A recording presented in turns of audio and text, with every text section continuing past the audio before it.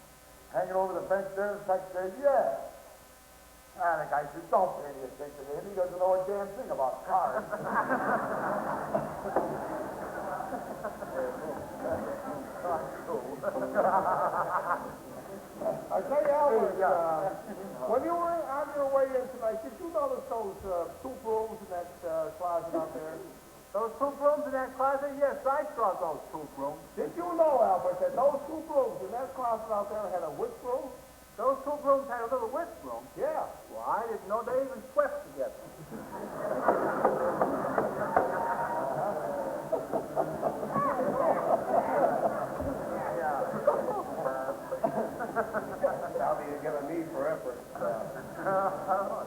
Now, Jack Parr isn't here.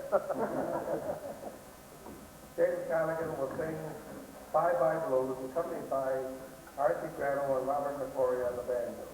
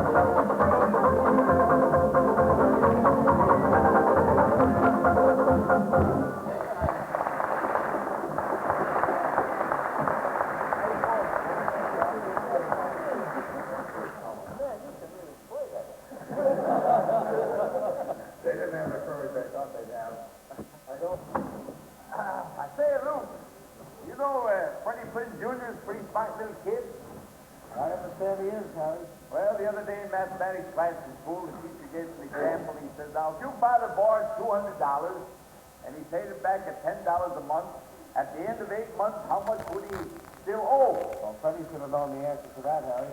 Freddie said, yes, $200. Teacher said, you don't know your lesson very well, Freddie. What did Freddie say, Harry? Freddie says, I know my lesson, teacher, but you don't know my own man. Luke, I got a story I got to tell. Well, go ahead and tell it. If you feel as though you have it, This concerns a little boy and girl about in the 3rd or 4th grade. And we'll assume that their names were Marty and Mary. So one day they both approached the teacher, and Marty says, teacher, we're getting married Saturday. We want you to come to the wedding.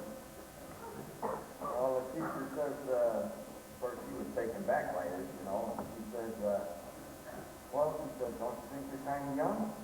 You two to be getting married? Well, he says, we talked it over with our parents, and they say it's all right.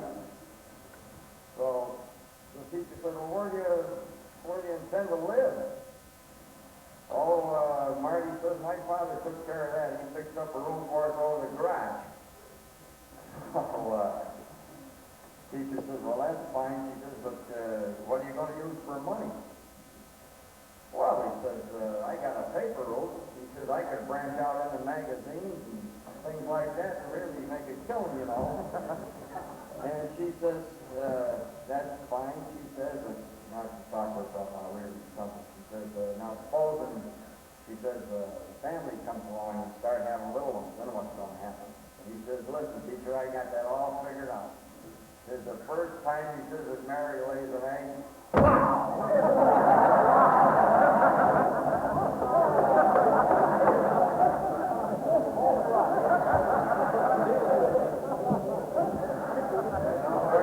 Archie Barrow was saying, by the light of the silvery moon.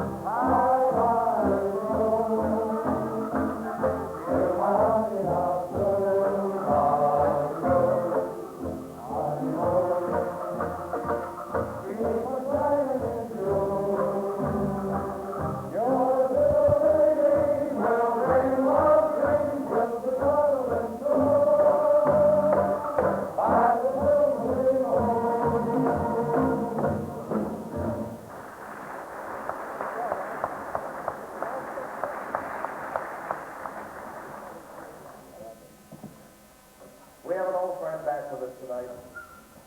That was, I think, almost since we started. We have to drive about 40 miles to get here, but he's always been faithful enough to come. His name is Jack Cavallero. He's a very famous pianist. He plays up here during the summertime, it's more like the chill time, and during the wintertime he's down south at the hotel resorts in Florida. And incidentally, he's back at the Lake Warrenmore Casino up there, just outside of Preston. when they serve very fine meals, if you're out driving someday and you want to stop in, I'm sure Jack and his wife will take very good care of you. But as for right now, we want to introduce Jack Cavallero, and he's going to play a medley of tunes dating from the 1920s. Jack?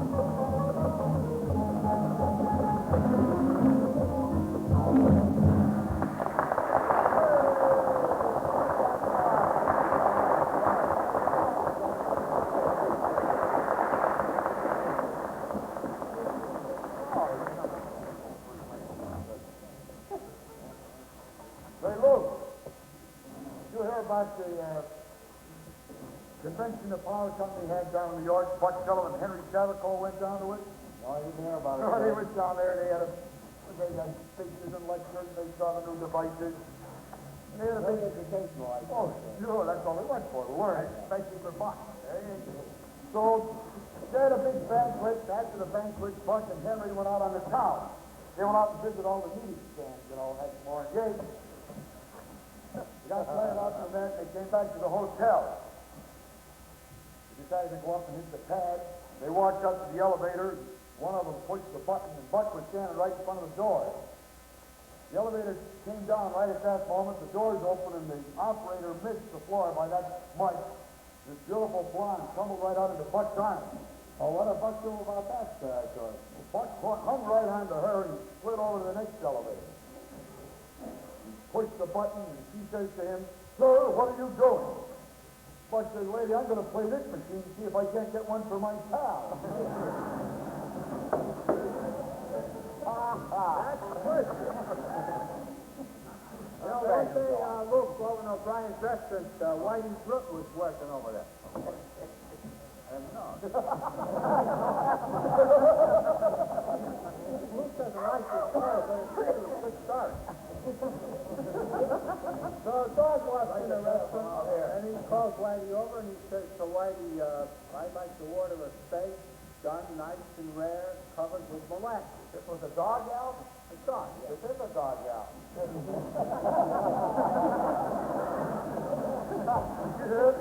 So Whitey gets the steak cooked just the way the dog wanted it, covered with molasses, and brings it over and gives it to the dog, and the dog eats it up.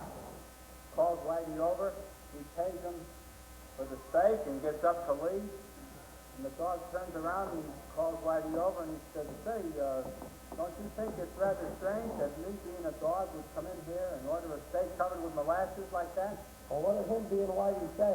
Well, him being white, he said, no, I don't think that's strange at all. I like it that way myself.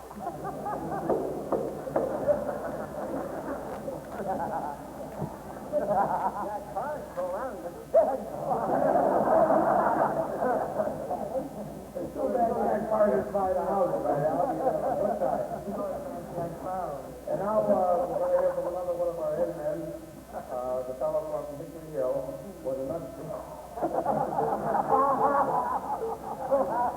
One of your favorites, and I'm sure he's one of yours, George Benedict, will sing that certain part. Come in, George.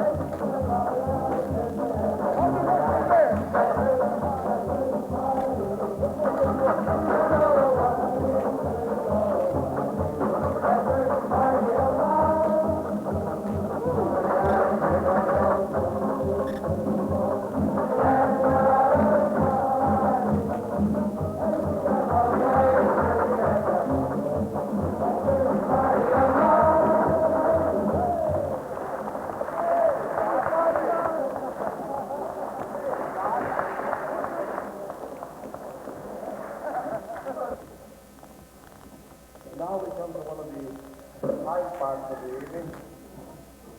The fellow that really does a lot of generating. He works Got the, to generate too. he has the power company. Did Lynn singing something already, or just, can hear it from him all night long. This fellow is really one of our outstanding stars. He sings, he dances, he plays the banjo. He's got the biggest seat in town.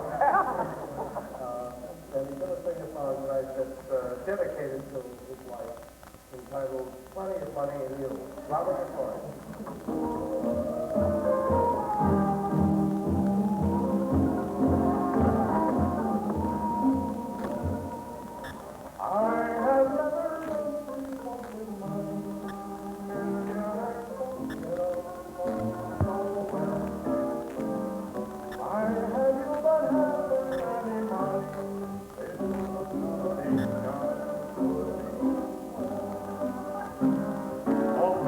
With my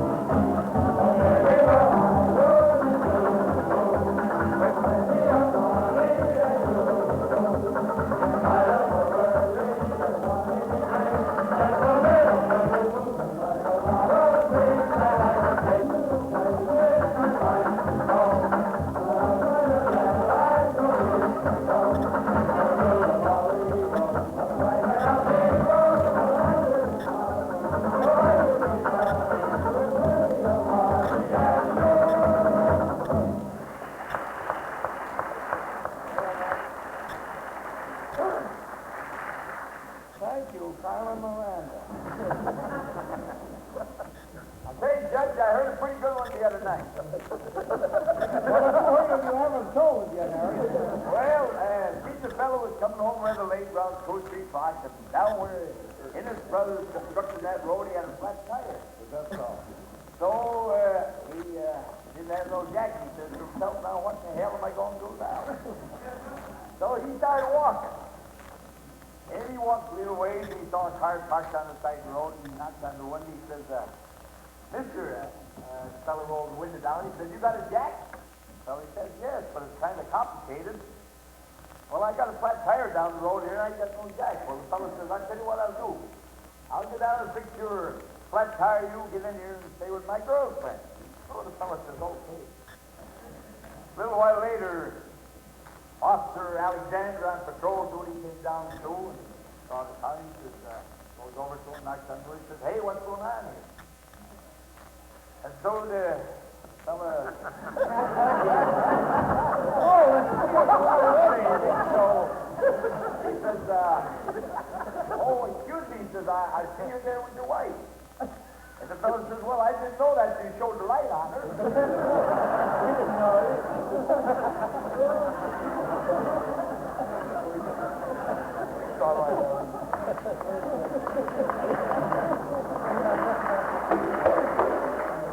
So you know the young and the used to it. The Lord will forgive you even if we don't. Hey, Luke, Dixie Maria was telling me that there's some pretty fresh hotel flirts down in New York. He says it's a pretty fresh Edmund, too, Captain. Well, anyway, he and Gene went down there a few weekends ago, you know, and they went up to the desk of this hotel to register. Uh-huh. So the clerk says, well, he says, I'll give you the bridal suite. So Dick looks at him, he says, wait a minute, buddy. He says, geez, after all, he says, we've been married going on 5 years now. What'd the clerk say, Cap? Clerk got a little indignant. He says, look, Mac, he says, if I gave you the main ballroom, he says, that don't mean you have to dance.